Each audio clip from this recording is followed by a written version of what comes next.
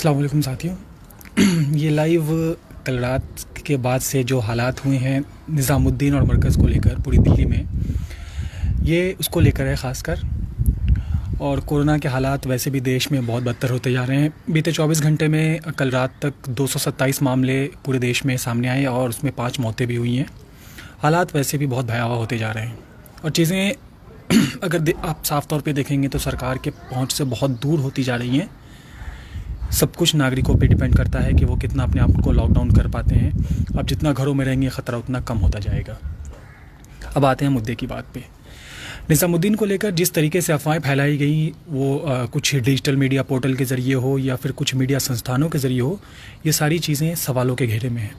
पहले ये बार बार कहा गया कि मरकज़ के अंदर विदेशी नागरिक थे, 300 विदेशी नागरिक थे, 400 विदेशी नागरिक थे, 1500 लोग थे, इन्होंने ही कोरोना फैलाया। बड़ी तरह तरह की बातें हुई पूरे देश में। अगर आप सोशल मीडिया पे देखेंगे तो ऐसा लगा कि हमारे देश में कोरोना फैलने की सबसे बड़ी जो वजह है वो निज़ामुद्दीन ही है। निज़ामुद्दीन ने ही पूरे देश में कोरोना फैलाया है। उसके बाद जो हमारे देश का राइट विंग मीडिया है या फिर आप जिसे कहेंगे कि एक IT सेल ने अपना काम करना शुरू कर दिया, मुसलमानों के ख़िलाफ़ नफ़रतें परोसना चालू कर दिया। लेकिन अब इसकी सच्चाई जो कहते हैं कि सच को आँच नहीं होती, तो धीरे धीरे परतें सामने खुल रही हैं और धीरे धीरे बातें सामने आ रही हैं।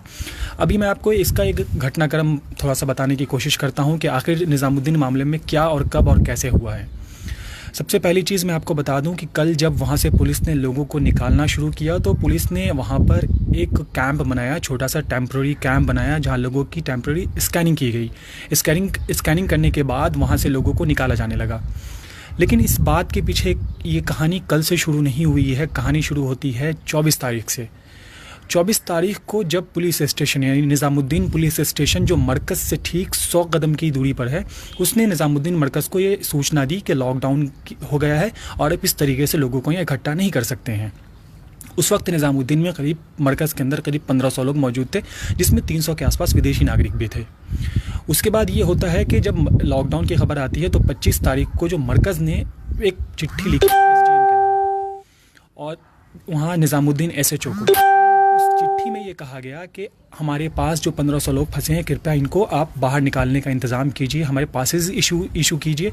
और उस लिस्ट में उसमें 1500 लोगों की पूरी डिटेल, वो कहाँ के रहने वाले हैं और क्या करते हैं। उसके साथ में एक चीज़ और अटैच की गई, वही थी गाड़ियों की डिटेल्स, यानी किन गाड़ियों से इनको बाहर छोड़ा जाएगा और किन गाड़ियों से इनको इनके अलग अलग राज्यों में पहुँचाया जाएगा, उसकी भी पूरी जानकारी दी गई। यानी SHO को निज़ामुद्दीन मरकज़ ने 25 तारीख को तमाम डिटेल्स के साथ कि कितने लोग हैं, कहाँ के रहने वाले हैं, इनका नाम क्या है, इनकी डिटेल्स क्या है, ये किस राज्य के रहने वाले हैं, अगर विदेशी हैं तो कहाँ के रहने वाले हैं, इनको कहाँ जाना है, इसकी पूरी डिटेल साझा की SHO से। 25 तारीख को SHO को निज़ामुद्दीन मरकज़ ने ऑलरेडी सब कुछ बता दिया था और इन्होंने साथ में गाड़ियों की भी वो लिस्ट भेजी कि किन गाड़ियों से इनको अलग अलग राज्यों में भेजा जाएगा, यानी कि घरों पर भेजा जाएगा। तो उस दिन निज़ामुद्दीन SHO ने लेटर रिसीव किया है। मैं लेटर कमेंट बॉक्स में डाल दूंगा आपके। लेटर रिसीव भी किया और ये बात भी जाहिर थी कि उस दिन ही सब कुछ मालूम था, यानी उस दिन निज़ामुद्दीन SHO को ऑलरेडी सब कुछ पता चल गया था कि क्या होने वाला है इस मामले में। लेकिन वहाँ से कोई प्रतिक्रिया नहीं आती है। फिर अतुल कुमार जो असिस्टेंट पुलिस कमिश्नर हैं, उन्होंने 28 तारीख को मरकज़ को एक चिट्ठी लिखी कि आपने लॉकडाउन के आदेशों की अवहेलना की है। ठीक है, लॉकडाउन के आदेशों की अवहेलना की है। लॉकडाउन के आदेशों की अवहेलना की नोटिस जैसे ही उसके पास निज़ामुद्दीन मरकज़ के पास आता है तो निज़ामुद्दीन मरकज़ ने वापस पुलिस से कांटेक्ट किया। लेकिन उसके बाद कल जब उन लोगों को निकालने की एक आम प्रक्रिया चालू हुई, यानी 1500 लोगों को जिनके लिए मरकज़ काफ़ी कोशिशें कर रहा था कि उनको पहले निकाला जाए, तो उनको निकालने की जब प्रक्रिया चालू हुई तो वहाँ पे एक छोटा सा कैंप बनाया गया और उन लोगों को स्कैनिंग कर करके अलग अलग अस्पतालों में ले जाया जाने लगा। ये एक आम प्रक्रिया थी, इसमें कोई भी छुपी हुई चीज़ नहीं थी, कोई भी गलत बात नहीं थी। लेकिन उसके बाद शुरू होता है मीडिया ट्रायल।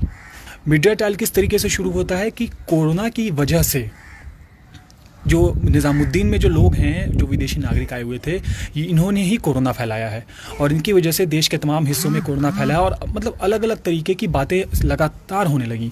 इन लगातार बातों में अगर आप एक चीज़ गौर करेंगे तो जो एक इम्पॉर्टेंट चीज़ जो निकल कर सामने आई वो ये थी कि अचानक से तेलंगाना के चीफ मिनिस्टर ऑफिस ने ये कह दिया कि जिन 6 लोगों की इनकी मृत्यु हुई है उनका जो कनेक्शन है वो निज़ामुद्दीन मरकज़ में जो एक 15 तारीख से पहले एक प्रोग्राम हुआ था उससे ये संबंधित रहे और ये लोग वहाँ उस प्रोग्राम में शामिल हुए थे।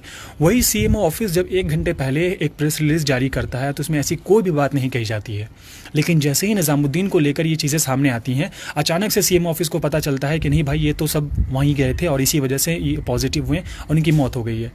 देखिए इससे पहले भी देश में, कल से पहले भी देश में कोरोना के लगभग 30 मामले सामने आ चुके थे, कई लोगों की मौतें हो चुकी थी। ये काम बात है कि अगर कहीं पे एक पॉजिटिव पेशेंट है उसके कांटेक्ट में जितने लोग आएंगे बहुत चांसेस है कि वो भी पॉजिटिव हो सकते हैं, इसमें कोई मतलब छुपी हुई चीज़ नहीं थी। लेकिन जिस तरीके से इस चीज़ को चलाया गया और जिस तरीके से बदनाम करने की कोशिश की गई और सोशल मीडिया पे जितनी गंदे तरीके से मुसलमानों के ख़िलाफ़ एक नफ़रत फैलाने की कोशिश की गई वो बहुत डरावना है। अगर आप देखेंगे तो आज जो कल शाम के बाद सोशल मीडिया नैरेटिव ही पूरा चेंज हो गया। ऐसा लग रहा है कि निज़ामुद्दीन ने ही पूरे देश में कोरोना फैलाया है। मैं आपको दोबारा बता देता हूँ कि 24 तारीख को जामिया नगर निज़ामुद्दीन एसएचओ, माफ़ कीजिएगा, निज़ामुद्दीन एसएचओ ने ख़बर दी मरकज़ को कि आपके यहाँ जो लोग हैं लॉकडाउन हो गया है तो आप इनको अपने घर जाने को कहें। 25 तारीख को मरकज़ ने पूरी लिस्ट भेजी, निज़ामुद्दीन एसएचओ को पूरी लिस्ट भेजी कि हमारे पास कितने लोग हैं, इसमें कितने विदेशी नागरिक हैं और इनको हम कैसे इनके राज्यों में पहुंचाएंगे। उस लिस्ट के साथ उन गाड़ियों के भी नंबर दिए गए जिन गाड़ियों के बदौलत इनको छोड़ा जाना था, यानी जो गाड़ियां इनको अलग अलग राज्यों में छोड़ने जाती, उन गाड़ियों की डिटेल्स भी प्रोवाइड की गई थी।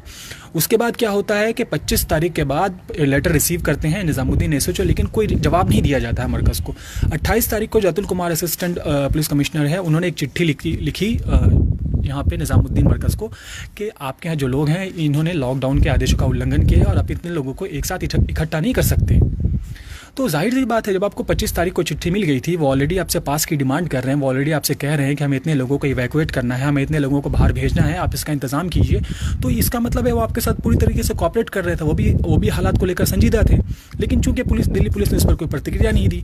उसके बाद क्या होता है आपको मालूम है, कल जब पुलिस वहाँ जाती है इवैक्यूएट करने तो मीडिया का नैरेटिव चालू होता है और मीडिया नैरेटिव में पूरी तरीके से, मैं साफ साफ कह रहा हूँ, पूरी तरीके से मुसलमानों को बदनाम करने की कोशिश की जाती है। तो जो इस तरह के नैरेटिव है, मैं तमाम चीज़ें जो उनके लेटर्स थे ऑलरेडी आपके पास सोशल मीडिया के ज़रिए पहुंच गए होंगे, मैं दोबारा कमेंट बॉक्स में भी डाल दूंगा, देख लेंगे आप लोग। तो इन चीज़ों से बचें। और वो मेरे तमाम साथी जो तमाम मीडिया के साथी हैं या जो अलग अलग चीज़ों से जुड़े हैं, सोशल वर्कर्स हैं, देखिए आप लोग कई मामलों में तुरंत उतावले हो जाते हैं, तुरंत लिखना शुरू कर देते हैं। अब जब निज़ामुद्दीन दरगाह मरकज़ का पक्ष सामने आया है तो अब कोई नहीं लिख रहा उस मामले पे कि नहीं इसमें पुलिस की भी गलती है, जबकि निज़ामुद्दीन मरकज़ ने 25 तारीख को इनको इन्फॉर्म कर दिया था, लेकिन अब कोई नहीं लिखे।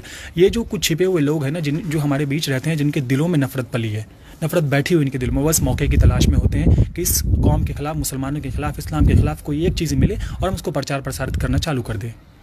तो इन चीज़ों से बचिए।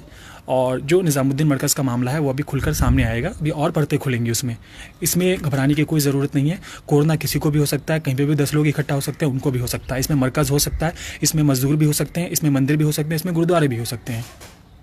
तो नफ़रत फैलाने से बचिए। मेरे बस एक ही रिक्वेस्ट है कि नफ़रत फैलाने से बचिए।